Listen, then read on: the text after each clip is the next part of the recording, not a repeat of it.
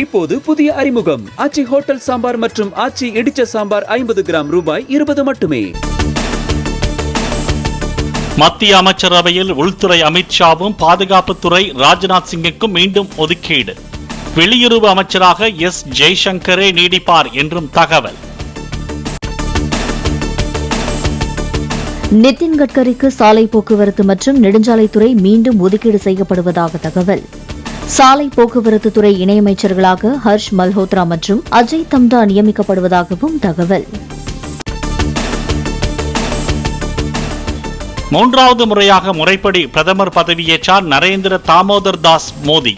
விவசாயிகள் நல நிதி திட்டத்துக்கு 20,000 கோடி ரூபாய் ஒதுக்கீடு செய்யும் கோப்பில் முதல் கையெழுத்து. பிரதமரின் முதல் கையெழுத்து மூலம் நாடு முழுவதும் உள்ள 9,30,00,000 விவசாயிகளின் வங்கிக் கணக்கில் தலா 2,000 ரூபாய் வரவு வைக்க ஏற்பாடு. ஆண்டுக்கு 6,000 வழங்கும் கிசான் சம்மான் நிதி திட்டத்தின் 17வது தவணை தொகை விடுவிக்கப்படுவதாக மத்திய அரசு தகவல். டெல்லி சவுத் பிளாக்கில் உள்ள தமது அலுவலகத்துக்கு சென்ற மோடிக்கு உற்சாக வரவேற்பு. தாழ்வாரத்தின் இரு பக்கங்களிலும் நின்று கைதட்டி பிரதமரை வரவேற்ற அதிகாரிகள். அடுத்த 5 ஆண்டுகளில் பிரதமரின் வீட்டு வசதி திட்டத்தின் கீழ் 3 கோடி கூடுதல் வீடுகள் கட்ட மத்திய அமைச்சரவை ஒப்புதல். பிரதான் மந்திரி ஆவாஸ் யோஜனா திட்டத்தின் கீழ் 3 கோடி வீடுகள் கட்ட மானியங்கள் வழங்கப்படும். பிரதமர் மோடி தலைமையிலான அமைச்சரவையிலிருந்து ராஜினாமா செய்ய போவதாக வெளியான செய்தி தவறானது என சுரேஷ் கோபி மறுப்பு. மோடி தலைமையிலான அமைச்சரவையில் கேரள மக்களின் பிரதிநிதியாக தாம் இடம்பெறுவது பெருமைக்குரிய விஷயம் என்றும் கருத்து பதிவு. பிரதமர் பதவியேற்பு விழாவில் பங்கேற்க டெல்லி வந்துள்ள மாலத்தீவு அதிபர் முகமது முய்சு மத்திய அமைச்சர் ஜெய்சங்கருடன் சந்திப்பு. இரு நாடுகளும் இணைந்து பணியாற்றுவதை எதிர்நோக்கியுள்ளதாக ஜெய்சங்கர் கருத்து. மத்திய பிரதேசத்தின் பாஜகவின் துர்காதாஸ் மத்திய அமைச்சராக பதவியேற்ற போது பின்னால் நடந்து சென்ற விலங்கு சிறுத்தையா பூனையா என சமூக வலைதளங்களில் விவாதம். ஜூலை 10ஆம் தேதி நடைபெறுகிறது விக்கிரவாண்டி சட்டமன்ற தொகுதிக்கான இடைத்தேர்தல். ஜூலை 13ஆம் தேதி வாக்கு எண்ணிக்கை நடைபெறும் என்றும் தேர்தல் ஆணையம் அறிவிப்பு.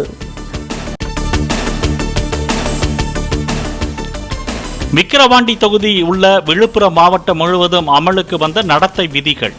இடைத்தேர்தல் முடியும் வரை புதிய திட்டங்கள் எதையும் நடைமுறைப்படுத்தக்கூடாது என தலைமை தேர்தல் அதிகாரி அறிவிப்பு. புதிய பஸ் பாஸ் வழங்கப்படும் வரை சீருடையுடன் வரும் பள்ளி மாணவ மாணவிகள் அரசு பேருந்துகளில் கட்டணமின்றி பயணிக்க அனுமதி. அனைத்து போக்குவரத்து கழக ஊழியர்களுக்கு உத்தரவிடப்பட்டுள்ளதாக அமைச்சர் சிவசங்கர் அறிவிப்பு.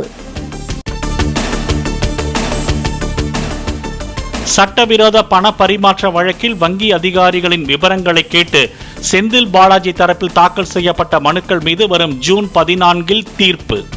சென்னை மாவட்ட முதன்மை அமர்வு நீதிமன்றம் அறிவிப்பு. போக்குவரத்து கழக காலி பணியிடங்களை நிரப்பவும் புதிய பேருந்துகளை வாங்கவும் திமுக அரசு முன்வர அண்ணாமலை வலியுறுத்தல். விருதுநகர் அருகே அரசு பேருந்து பள்ளத்தில் கவிழ்ந்த விபத்தில் பெண் ஒருவர் உயிரிழந்ததை சுட்டிக்காட்டி எக்ஸ் தளத்தில் பதிவு. தமிழக அரசின் திட்டங்கள் குறித்து பொதுமக்கள் அறிந்திட செய்தி மக்கள் தொடர்புத்துறை சார்பில் வாட்ஸ்அப் சேனல் தொடக்கம். QR கோடை ஸ்கேன் செய்து இணைபவர்களுக்கு அரசின் திட்டங்கள் பற்றிய அறிவிப்புகள் அனுப்பி வைக்கப்படும் என தகவல்.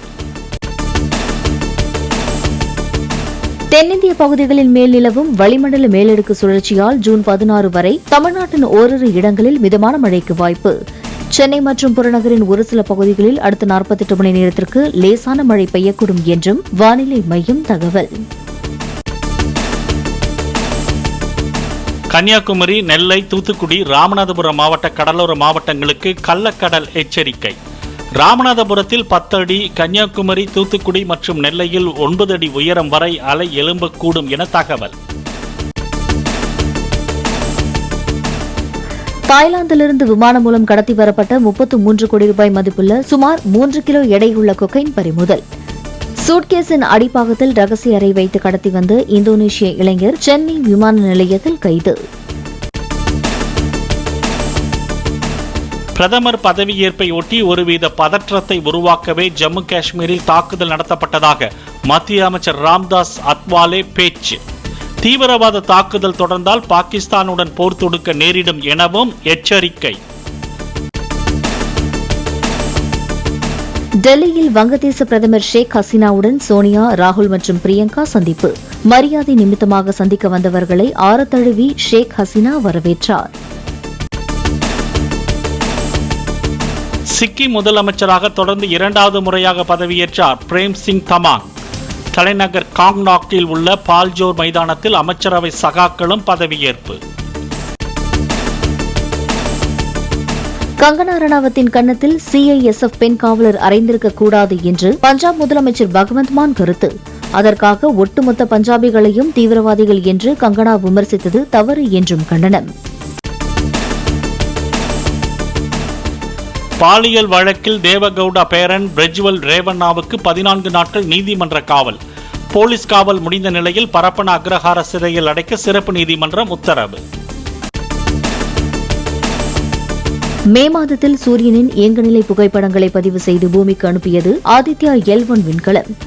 சூட் மற்றும் VESC கருவிகளில் சூரியனின் புவிகாந்த புயல்கள் பதிவாகியுள்ளதாக இஸ்ரோ தகவல். சிவராஜ் சிங் சௌஹானுக்கு வேளாண் துறை ஒதுக்கீடு. நிர்மலா சீதாராமனிடம் நிதித்துறையும் ஜெய்சங்கரிடம் வெளியுறவுத்துறையும் நீடிக்கும் என அறிவிப்பு. பிரதமர் மோடி தலைமையிலான மத்திய அமைச்சரவையின் இலாக்காக்கள் அறிவிப்பு. பிரதமர் மோடியிடம் அணுசக்தி, விண்வெளி, முக்கிய கொள்கை விவகாரங்கள் மற்றும் ஒதுக்கீடு செய்யப்படாத பிற துறைகள் இருக்கும் என அறிவிப்பு. இப்போது புதிய அறிமுகம் ஆச்சி ஹோட்டல் சாம்பார் மற்றும் ஆச்சி இடிச்ச சாம்பார் 50 கிராம் ரூபாய் 20 மட்டுமே.